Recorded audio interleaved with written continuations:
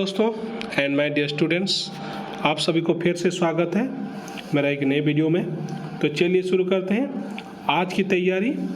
तो आप सभी को आपके परीक्षा के लिए बेस्ट ऑफ लक। तो चलिए शुरू करते हैं आज के सीरीज़ को। पहला प्रश्न है, देखते हैं, जयशंकर प्रसाद लिखित चंद्रगुप्त किस प्रकार का नाटक है? किस प्रकार? सामाजिक है, मनोवैज्ञानिक है, ऐतिहासिक है या पौराणिक है? तो सही उत्तर क्या होगा? ऐतिहासिक नाटक है। क्या है? ऐतिहासिक नाटक है। तो देखते हैं दूसरा प्रश्न, निम्नलिखित में से कौन सी प्रणाली विधि उच्च कक्षाओं में पद्य पाठ शिक्षण के लिए उपयुक्त नहीं है? अर्थबोध प्रणाली ये तो है, व्याख्या प्रणाली भी है, व्यास प्रणाली भी है। तो सही उत्तर होगा हमारा क्या? गीत प्रणाली। क्या होगा? गीत प्रणाली। वीडियो आपको अच्छा लग रहा है तो एक लाइक जरूर दीजिए।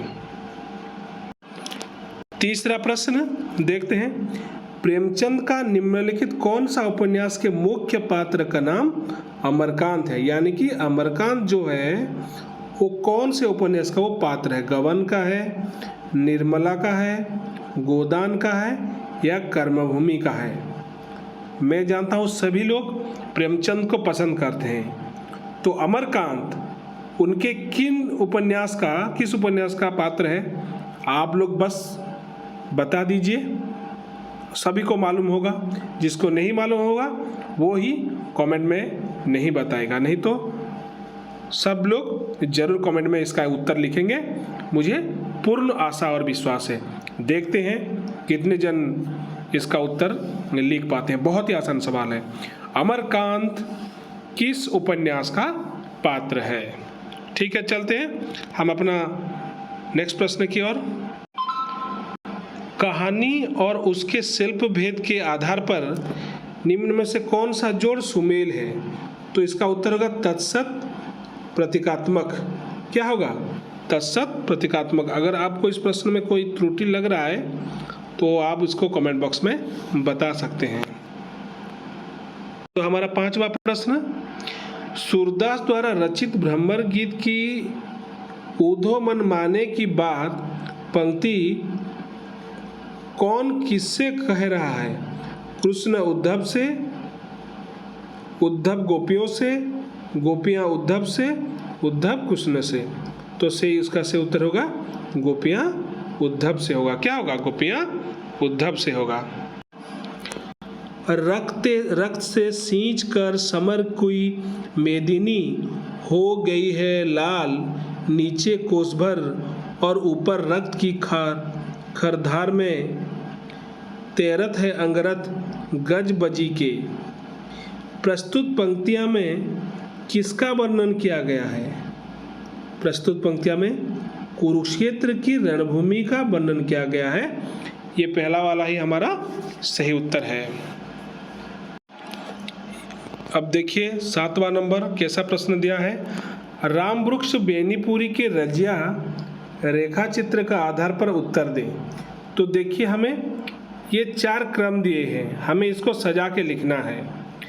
रजिया के साथ लेखक की पहली मुलाकात, चुनाव प्रचार के लिए लेखक का रजिया के गांव जाना, लेखिका के आगे की पढ़ाई के लिए हार में जाना, लेखक और रजिया का अचानक एक दिन पटना में मिलना। तो इसका सही अनुक्रम क्या होगा? पहले कौन सा घटना होगा और बाद में कौन सा घटना होगा? तो देखिए मैं बताने की कोशिश करता हूँ। तो क्या दिया है देखते हैं। रजिया कथानक का सही क्रम होगा, क्या होगा देखिए। तो इसको हमें पहले से ही जानना पड़ेगा। तो जाते हैं ऊपर की ओर। हाँ, तो कौन सा घटना पहले होगा? हम देखते हैं कि पहला रजिया के साथ लेखक की पहली मुलाकात, ये पहला घटना है। ठीक है, ये पहला हो गया, एक नंबर में ही होगा। दूसरा क्या होगा? दूसरा होगा उसके बाद कौन सा घटना घटी? चुनाव प्रचार के लिए लेखक का रजिया के गांव जाना, ये तो बाद में हुआ है। लेखक का आगे की पढ़ाई के लिए हार में जाना, शहर में जाना है, हार में जाना लिखा है, तो ये होगा हमारा 2 नंबर। ये हो गया हमारा पहला नंबर। हाँ, तो तीसरा देखते हैं। हाँ, लेखक और रजिया का अचानक एक दिन पटना में मिलना, ये वाला देखिए। हाँ, तो हमारा एक क्रम बन गया, IIII IV, ये चारों है। तो देख रहे हैं दूसरा वाला, चुनाव प्रचार के लिए लेखक का रजिया के गांव जाना, तो ये अंत में हुआ था। तो हमारा सही उत्तर क्या होगा? डी वाला ही होगा हमारा सही उत्तर, डी वाला। आप इसको ठीक से देख लीजिए। हाँ, तो नेक्स्ट प्रश्न देखते हैं क्या है। कवि हरिवंश राय बच्चन अपनी कविता पद की पहचान कर ले में बटोही को निम्नलिखित किस एक सलाह का छोड़कर अन्य सलाह देते हैं? कौन से सलाह नहीं देते हैं और बाकी सब देते हैं? यही हमारा प्रश्न है। तो देखते हैं, तो हमारा क्या होगा उत्तर? पद की अच्छाई या बुराई को सोच में समय व्यर्थ ना करने की, ये तो दिया है। चलने पूर्व बाट की पहचान कर लेना, ये भी दिया है। कांटे भरे रास्ते से बचकर फूलों भरे पथ पर चलने की, नहीं, ये वाला नहीं दिया है। तो सी होगा इसका हमारा सही उत्तर, सी वाला ही होगा सही उत्तर। नेक्स्ट प्रश्न देखते हैं। मोहन राकेश रचित आषाढ़ का एक दिन नाटक के निम्नलिखित पात्र और उनके परिचय संबंधी जोड़ों के सही विकल्प को पहचान करें। दंतुल एक राज कर्मचारी है। अंबिका मल्लिका की माता है। मातुल कालिदास के मामा हैं। ये 3 ऑप्शन हमें दिए हैं, तो सही विकल्प का हमें चयन करना है। तो कौन कौन सा सही है? तो दंतुल एक राज कर्मचारी है, ये तो ठीक है। अंबिका मल्लिका की माता है, ये भी ठीक है। मातुल कालिदास के मामा है, ये भी ठीक है। तीनों सही हैं। तो हमारा उत्तर कौन सा होगा? हाँ, उत्तर होगा सी वाला, आई और सही ये वाला होगा। अगर आपको इसमें गलत लग रहा है तो आप कमेंट में उत्तर दीजिए, मैं उसको पिन कर दूंगा। ठीक है, देखते हैं उसके बाद। निम्नलिखित किस उद्देश्य से बनाम लड़कर जन निबंध की रचना की गई है? किस उद्देश्य से की गई है? सही उत्तर है लॉर्ड कर्जन के ढोकुसलापन शासन को उजागर करने की, डी वाला से उत्तर होगा, क्योंकि लॉर्ड कर्जन के साधनों पर ये भी नहीं होगा। लॉर्ड कर्जन जैसे व्यवसाय की निंदा करने, ये भी नहीं होगा। तत्कालीन अंग्रेजी शासन की प्रशंसा करने, ये भी नहीं होगा। तो डी वाला ही होगा हमारा सही उत्तर। देखते हैं नेक्स्ट प्रश्न। सूरदास के बाल लीला वर्णन में आई पंक्ति तू काहे ना बेगी आवे तो के कान्हा बुलावे में किसे कान्हा बुलाने की बात कह गई है? किसे कह गई है?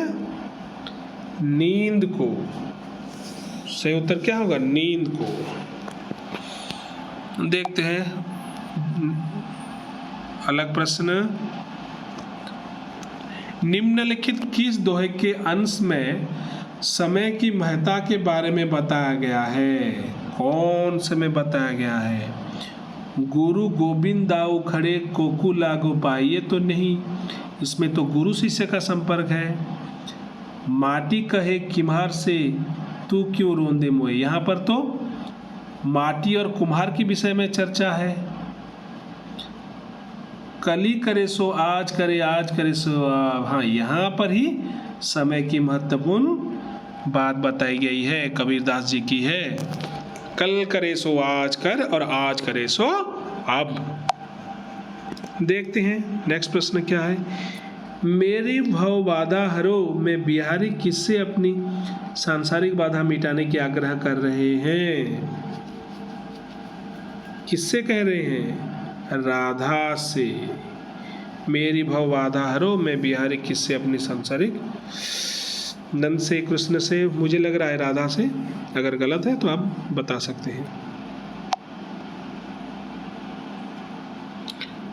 बाहर से तो अब भी कुछ घटित नहीं होता है, एक पता एक नहीं हिलता है, पर मन के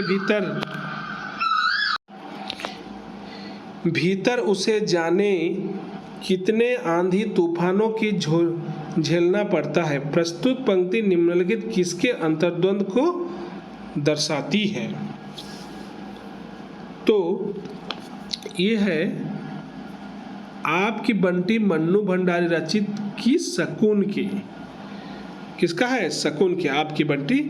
बाहर से तो तब भी कुछ घटित नहीं होता, एक पत्ता तक नहीं हिलता, पर मन के भीतर ही भीतर उसे जान कितने आंधी तूफानों को झेलना पड़ता है।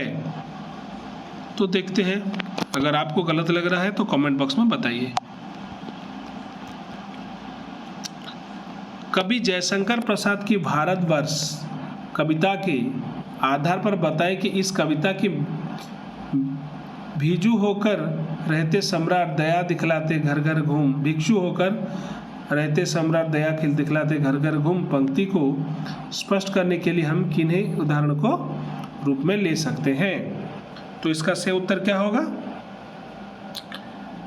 गौतम बुद्ध। बहुत ही आसान सवाल है, गौतम बुद्ध होगा। केदारनाथ सिंह की कविता अकाल में डूब में कवि की किस खबर से अनेक पिता का चेहरा दमक उठता है? इसका सही उत्तर क्या होगा? देखते हैं और क्या ऑप्शन है। अकाल में एक दूब के जीवित रहने की, डी वाला होगा हमारा सही उत्तर।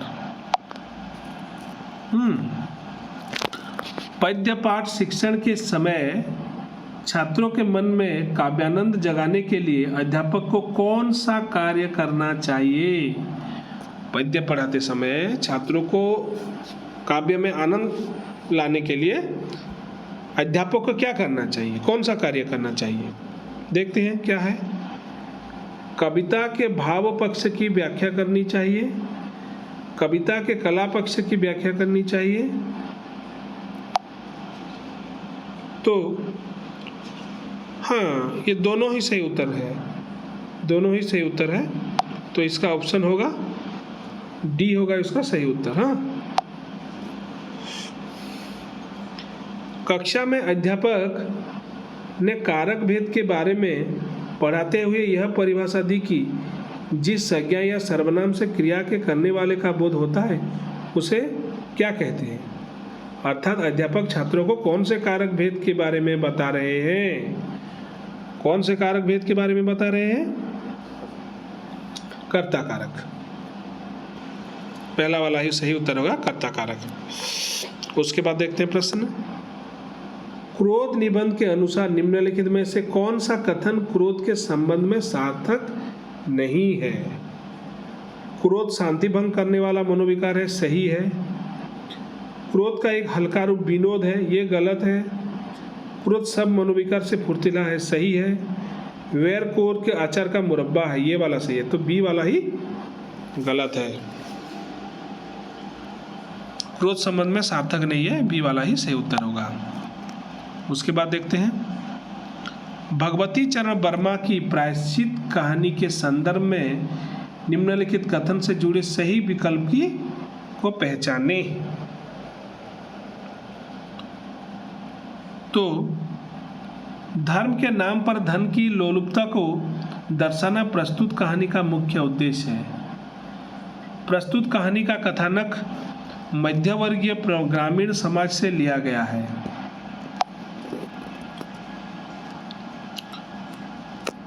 प्रस्तुत कहानी लेखक की एक सफल आदर्शवादी रचना है। तो सही उत्तर क्या होगा? तो इसमें देखते हैं,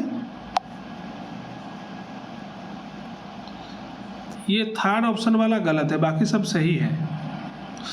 तो हमारा उत्तर क्या होगा? आई और आई सही है और थर्ड आई गलत है। सी होगा हमारा सही उत्तर। ठीक है, देखते हैं अभी। मुनिव की चाकर केही हेले मुनिव की चाकर केही हेले मो समस्यार समाधान करिपारिले नहीं। इस वाक्य का हिंदी अनुवाद क्या होगा? हिंदी अनुवाद क्या होगा? मालिक या चाकर कोई भी मेरी समस्या का समाधान नहीं किया। ये देखते हैं नीचे और क्या दिया है। मालिक या नौकर कोई भी मेरी समस्या का समाधान किया। स्वामी या नौकर कोई मेरी समस्या का समाधान करना नहीं चाहा। ये नहीं हुआ। मालिक या नौकर कोई भी मेरी समस्या का समाधान ना कर सका। डी वाला होगा हमारा सही उत्तर। आप अपने छात्रों को चिन्ह शब्द का शुद्ध उच्चारण निम्न प्रकार उच्चारित करते हुए सिखाएंगे। चिन्ह का उच्चारण क्या करेंगे हम? चिन्ह का उच्चारण करेंगे। ची ह न, ये वाला ही, ए वाला ही सही उत्तर है। ची ह में हलंत और न, चिन्ह। चिन्ह लास्ट में नो आएगा, तो लास्ट में नो पहले वाला है और कोई में भी नहीं है, तो 122 का ए वाला ही सही उत्तर होगा। भगवती चरण वर्मा द्वारा रचित उपन्यास चित्रलेखा के संबंध में निम्नलिखित कौन सा कथन सही नहीं है? कौन सा कथन सही नहीं है?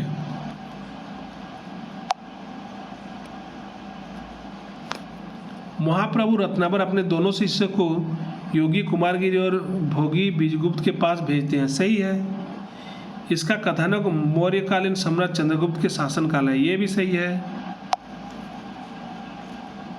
यह एक समस्या प्रधान उपन्यास है जो पाप पुण्य के प्रश्न पर आधारित है। हाँ, ये वाला सही है। चित्रलेखा पाटलिपुत्र की राजनर्तकी के तथा महाप्रभु रत्नाकर की प्रेमिका है। नहीं, ये वाला गलत है। तो हमारा उत्तर होगा डी ही उत्तर होगा। देखते हैं। नागार्जुन बहुत दिनों के बाद कविता में कौन सा काम अपने गांव में जो जी भर कर पाने की बात नहीं करते? गांव के कीचड़ भरे तालाब में बार बार गोते लगाने। सी वाला होगा हमारा उत्तर। सूर्यकांत त्रिपाठी निर्ला ने अपनी कविता संध्या सुंदरी में संध्या को निम्नलिखित किस विकल्प आय व्यक्त वस्तुओं के साथ तुलना की है? परी तो तुलना की है और किसी में नहीं है, तो ए वाला ही होगा हमारा सही उत्तर। परी, लता, छाया। कवि सुमित्रानंदन पंत के प्रथम रश्मि कविता के आधार पर बताएं कि निम्नलिखित किन पंक्तियों से रात्रि में होने वाले क्रियाओं का संकेत मिलते हैं? कमल क्रोड़ में बंदी था अली, ये वाला है सही उत्तर। हाँ, तो 126 नंबर का ए वाला होगा हमारा सही उत्तर। अरे भाई, और भी ऑप्शन दिए हैं, देख देते हैं। शशि किरण से उतर उतर कर सोई थी तू स्वप्न नीड़ में, कूक ठंडी साहस के तरोबित। तो इसमें हमारा सही उत्तर क्या होगा? देखते हैं 126 का केवल आई और आई में, ये वाला ही सही है। कमल क्रोड़ में बंदी था अली, शशि किरणों से उतर उतर कर, और सोई थी तू स्वप्न नीड़ में, कुक उठी हंसाई, तो ये वाला ही होगा हमारा सही उत्तर। नेक्स्ट प्रश्न देखते हैं। विद्या प्लस आलय विद्यालय शब्द में कौन सी संधि है? बहुत इजी है। विद्या प्लस आलय विद्यालय, दीर्घ स्वर संधि। इसका सही उत्तर क्या होगा? दीर्घ स्वर संधि। विद्या प्लस आलय विद्यालय।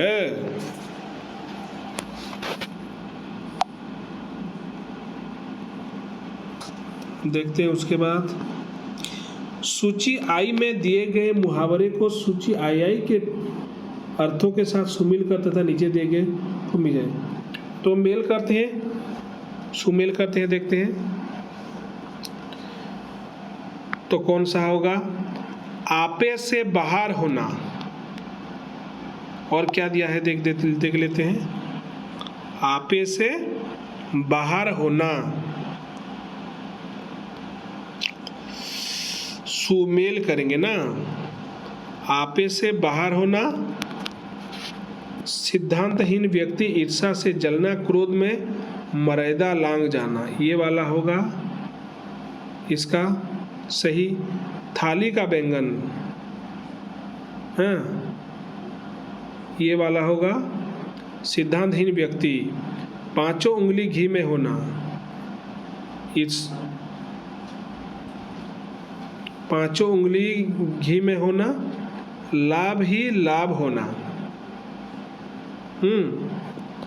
5 उंगली घी में होना। देखते हैं फिर से। आपे से बाहर होना, क्रोध में मर्यादा लांघ जाना, उसके बाद थाली में बैगन, सिद्धांतहीन व्यक्ति, पांचों उंगली घी में होना, ये होगा लाभ ही लाभ होना। पांचों उंगली घी में होना, लाभ ही। ईर्ष्या से जलना, इसका कोई दिया नहीं है, तो हमारा सही उत्तर क्या होगा। सही उत्तर का हमारा क्रम होगा सी वाला, ये वाला ही हमारा सही उत्तर होगा। अत्याचार शब्द में लगा उपसर्ग कौन सा है। अत्याचार में अति है, उपसर्ग क्या है, अति है, ये तो इजी वाला है। महात्मा गांधी पाठ पढ़ाने से पूर्व छात्रों के पूर्वाज्ञान परीक्षा हेतु आप निम्नलिखित में से कौन सा प्रश्न पूछेंगे महात्मा गांधी के बारे में। छात्रों गांधी जी के बारे में एक एक वाक्य बताएं, ये वाला तो देखते हैं। उसके बाद गांधी जी भारत लौटकर सबसे पहले कौन सा काम अपने हाथ में लिया था, ये तो नहीं पूछेंगे, ये पूछ सकते हैं। और देखते हैं महात्मा गांधी पाठ के आधार पर बताएं कि गांधी जी कहाँ से लौटे थे, ये भी नहीं पूछ सकते। महात्मा गांधी पाठ से आपको कौन सी शिक्षा मिलती, ये भी नहीं। तो हमारा सही उत्तर पहला वाला ही से होगा। छात्रों गांधी जी के बारे में एक एक वाक्य बताएं। पहले हम जब महात्मा गांधी पढ़ाने जाएंगे तो छात्रों से ये पहला वाला प्रश्न पूछेंगे, या आपको महात्मा गांधी के बारे में कौन सी जानकारी है वो भी पूछ सकते हैं, वही प्रश्न है। ऋषि शब्द का सही उच्चारण कौन सा होगा। ऋषि शब्द का ऋषि नहीं होगा, रूसी नहीं होगा, बिल्कुल ये दोनों तो बिल्कुल नहीं होगा। ये हो सकता है या फिर ये हो सकता है। तो यहाँ पर दिया दीर्घई हर सही दिया है, तो यहाँ पर होगा ऋषि, हमारा डी होगा सही उत्तर। आपने छात्रों को निम्नलिखित वाक्यांश वाक्य देकर उनमें से सिर्फ कहावतों की पहचानने के लिए कहा। कहाँ राजा भोज, कहाँ गंगू तेली, नाच न जाने आंगन टेढ़ा, दाल न गलना। उसके बाद क्या दिया है देखते हैं। छात्रों द्वारा दिया गया कौन सा उत्तर सही है। तो कहावतें कौन कौन सा है। कहाँ राजा भोज, कहाँ गंगू तेली, ये कहावतें हैं। नाच न जाने आंगन टेढ़ा, ये भी कहावतें हैं। दाल न गलना, ये तो नहीं है। तो हमारा उत्तर आई और आई कहावतें हैं, डी होगा हमारा सही उत्तर।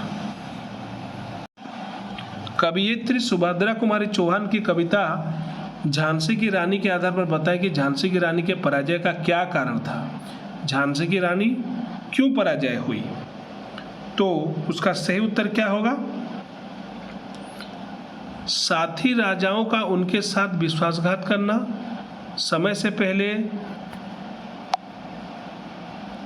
साथी राजाओं का उनके साथ विश्वासघात करना, समय से पहले रानी की सेनाओं की युद्ध भूमि छोड़कर भाग जाना, सामने आए नाले को नए घोड़े का पार करने में असमर्थ होना।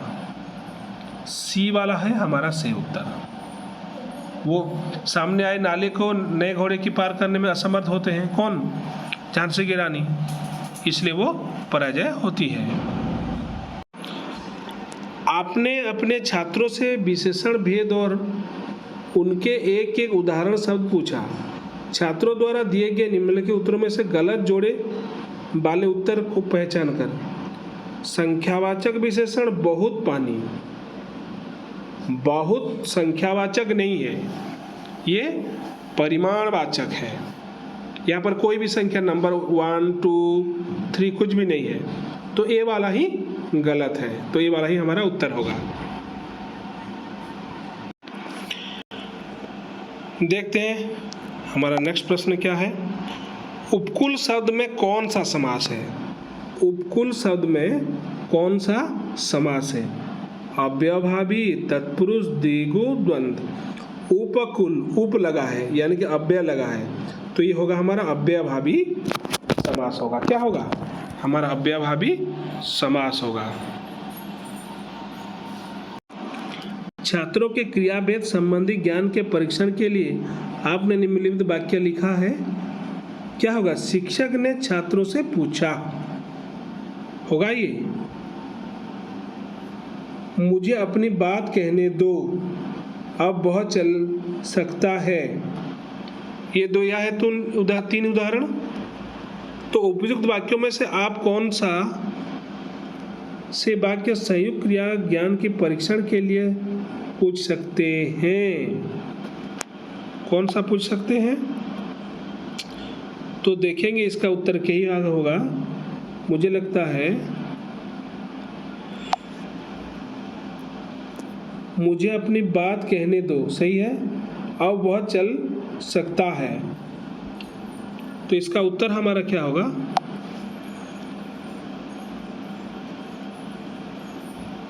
इसका उत्तर हमारा हो सकता है आई और थर्ड आई दोनों, बी होगा हमारा सही उत्तर।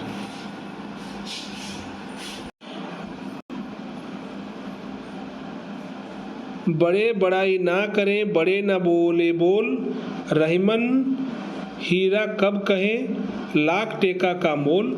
इन पंक्तियों में आया बड़े शब्द का प्रयोग किस रूप में हुआ है? सर्वनाम, संज्ञा, क्रिया विशेषण या विशेषण? तो इसका होगा संज्ञा में हुआ है। बड़े बड़ाई ना करें, बड़े ना बोले बोल, रहीमन हीरा कब कहे, आंख टेका का मोल। अपने छात्रों को लिंग परिवर्तन संबंधी नियमों बताते समय अध्यापक निम्नलिखित कौन सा कथन प्रस्तुत करना गलत होगा? लिंग निर्णय करते समय अकारांत पुल्लिंग शब्द के साथ आ जोड़कर उसे स्त्रीलिंग शब्द बनाया जाता है, सही है। अकारांत पुल्लिंग शब्द के साथ ई जोड़कर उसे स्त्रीलिंग शब्द बनाया जाता है, ये भी सही है। पुल्लिंग शब्द के अंत में आने वाले वान को वती शब्द में बदलकर उसे स्त्रीलिंग बनाया जा सकता है, ये भी सही है। पुल्लिंग शब्द के अंत में आने वाले ई को या नहीं होता, ई को या बदलकर उसे स्त्रीलिंग बनाया जाता है, डी वाला गलत है। गद्य पाठ शिक्षण में प्रस्तावना के बाद पाठ के प्रस्तुतिकरण के अंतर्गत 3 महत्वपूर्ण सोपान आते हैं, जिनके क्रम के नीचे उलट पुलट कर दिए गए हैं। विश्लेषण, वाचन, व्याख्या। विश्लेषण, वाचन, व्याख्या। तो इसमें सही उत्तर कौन सा होगा? तो इसमें सही उत्तर कौन सा होगा?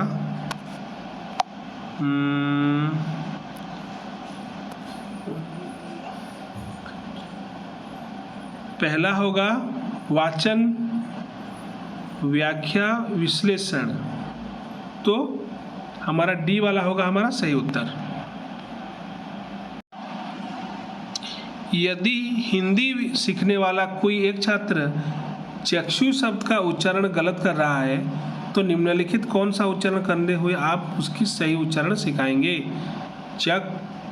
चक्षु का सही उच्चारण क्या होगा? जैसे ऋषि का ऋषि होता है, आकृति का आकृति होता है, उसी प्रकार चक्षु का उच्चारण क्या होगा?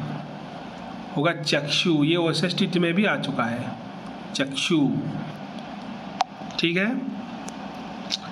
निम्नलिखित वाक्य को आपने बोर्ड पर लिखा और उसके रेखांकित शब्द के पारस्परिक संबंध के बारे में छात्रों से प्रश्न पूछा। छात्रों से उत्तर के रूप में मिले विकल्पों में कौन सा विकल्प सही है? लोग कहते हैं कि सोना तपकर कंचन बन जाता है, तो कौन सा उत्तर होगा? सोना। लोग कहते हैं कि सोना तपकर कंचन बन जाता है।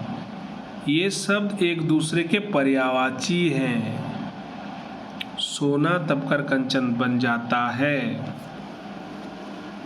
पर्यायवाची। विलोम, विपरार्थी ये सब नहीं होगा, तो उसका हमारा सही उत्तर क्या होगा? पर्यायवाची होगा। व्याकरण शिक्षण के समय यदि कोई अध्यापक अपने छात्रों से उदाहरण की सहायता से व्याकरण के सामान्य सिद्धांत निकालता है तो वह निम्नलिखित में से कौन सी शिक्षण प्रणाली अपना रहा है? तो उसका सही उत्तर क्या होगा? आगमन। पहला दिया है, इजी है, बहुत आसान है। आप कक्षा में वाक्य भेद की पहचान के नियमों के बारे में पढ़ा रहे हैं। इस संदर्भ में केवल संयुक्त वाक्य की पहचान के लिए निम्नलिखित संयुक्त वाक्य की कौन सा प्रस्तुत करनी होगा? तो देखते हैं। इस प्रकार के वाक्य में केवल एक उद्देश्य और एक विधेय होते हैं। इस प्रकार के वाक्य दोनों उपवाक्य मुख्य का स्वतंत्र होते हैं। इस प्रकार के वाक्य के दोनों उपवाक्य एक दूसरे पर आश्रित नहीं होते। तो पहला और दूसरा वाला सही है, यानी कि बी होगा हमारा सही, बी होगा हमारा सही उत्तर।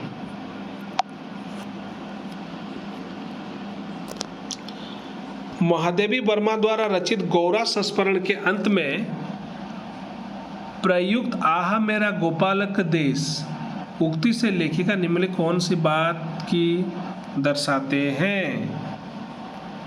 तो कौन सी बात को दर्शाते हैं देख लेते हैं।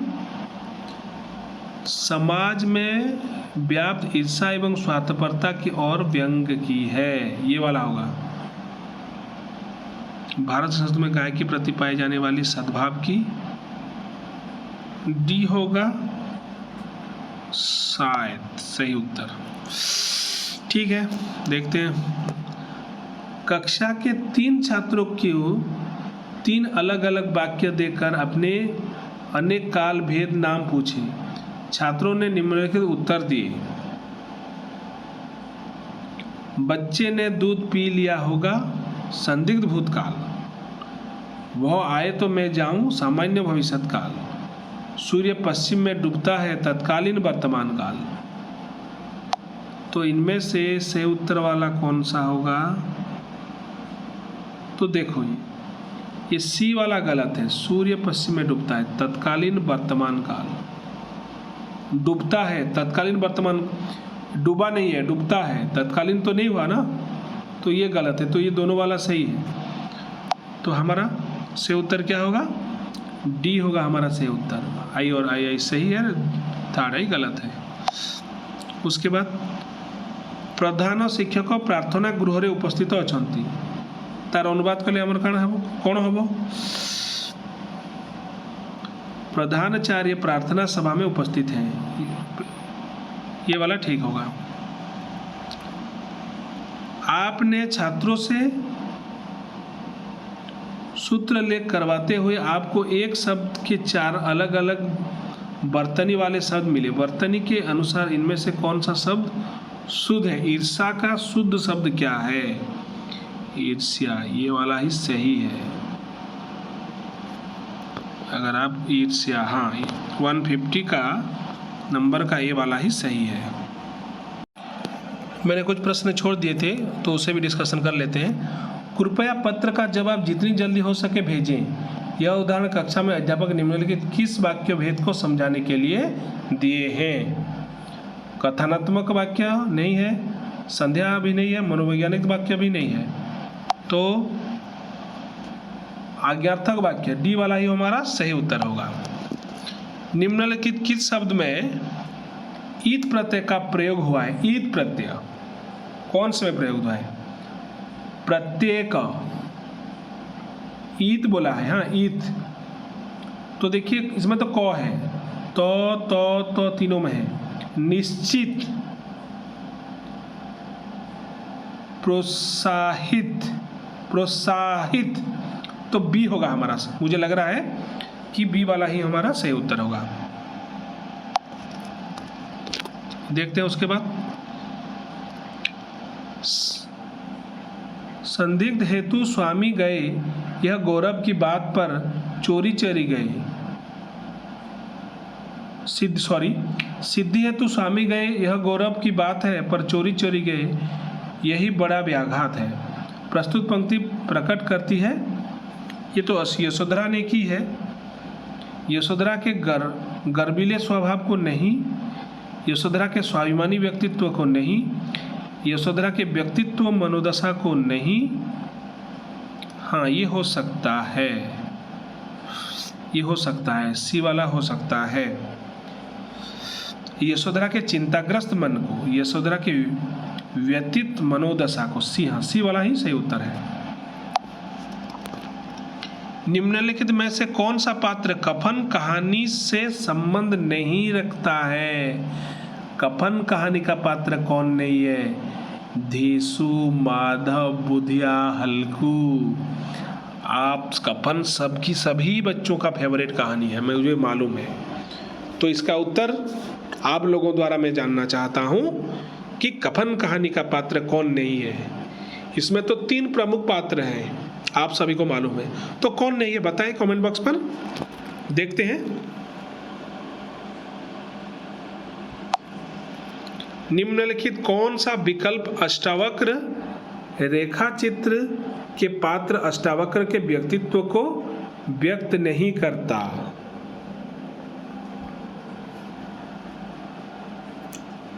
मंद बुद्धि और मूर्ख वो अष्टावक्र था, अतिशय भोला वो भी था, बहुत तेज बोलने वाला ये तो नहीं था, मुख लंबा और वक्र ये था। तो सी वाला होगा हमारा सही उत्तर। लक्ष्मी नारायण मिश्र रचित सिंदूर की होली एक समस्या प्रधान नाटक है। इसमें से निम्नलिखित किस समस्या, किन समस्याओं का उभारा गया है? यौन समस्या, विधवा विवाह की समस्या, रिश्वतखोरी का समस्या। तो देखते हैं इसमें कौन कौन सा होगा। यौन समस्या, विधवा विवाह की समस्या, रिश्वतखोरी का समस्या, तो तीनों मुझे सही लग रहा है। हाँ तो डी वाला शायद सही होगा। आपको क्या लगता है बता दीजिएगा। यौन समस्या, विधवा विवाह की समस्या, देखते हैं। लेखक हजारी प्रसाद द्विवेदी के अनुसार अशोक के फूल सबसे पहले किसने अपने काव्य में स्थान दिया? बहुत ही महत्वपूर्ण प्रश्न है। महाकवि कालिदास ने। इसका उत्तर सभी को मालूम है। अशोक के फूल का सबसे पहले किसने अपने काव्य में स्थान दिया? महाकवि कवि कालिदास ने। अपने छात्रों को विलोम शब्द के एक एक जोड़े बताने के लिए कहा। छात्रों ने निम्न 4 जोड़े बताए, तो उपयुक्त में से कौन से जोड़े सही है? ओजस्वी निस्तेज, विज्ञ सविज्ञ, प्रसारण संकुचन, स्थावर जंगल। तो इसमें कौन सा सही है? प्रसारण संकुचन, ये वाला सही है, बाकी सब गलत है। केवट प्रसंग किसके द्वारा रचित है? केवट प्रसंग किसके द्वारा रचित है? मैंने ये वीडियो बनाया है और ये सबसे आसान सवाल है, बता दीजिए मेरे प्यारे प्यारे दोस्तों और मेरे प्यारे प्यारे स्टूडेंट्स। बता दीजिए कौन है? नरहरि दास, कबीर दास, तुलसीदास, सूरदास। बहुत ईजी है, ये 2 3 4 बार भी आ चुका है। लास्ट प्रश्न, कस्तूरी कुंडल बसे मृग ढूंढे वन समाही, ऐसे घटी घटी राम है दुनिया देखे नाही। तो प्रस्तुत दोहा किसके द्वारा लिखित है? प्रस्तुत दोहा कबीरदास जी के द्वारा लिखी है। कस्तूरी कुंडली बसे मृग ढूंढे वन माही, ऐसे घटी घटी राम है दुनिया देखे नाही। अगर आपको उत्तर गलत लगे तो कमेंट बॉक्स में बता दीजिए। आप सभी को ये वीडियो कैसा लगा बताइए और एक लाइक ज़रूर कीजिए और वीडियो को अपने दोस्तों को भी शेयर कीजिए। Thank you. फिर मिलते हैं और एक वीडियो में।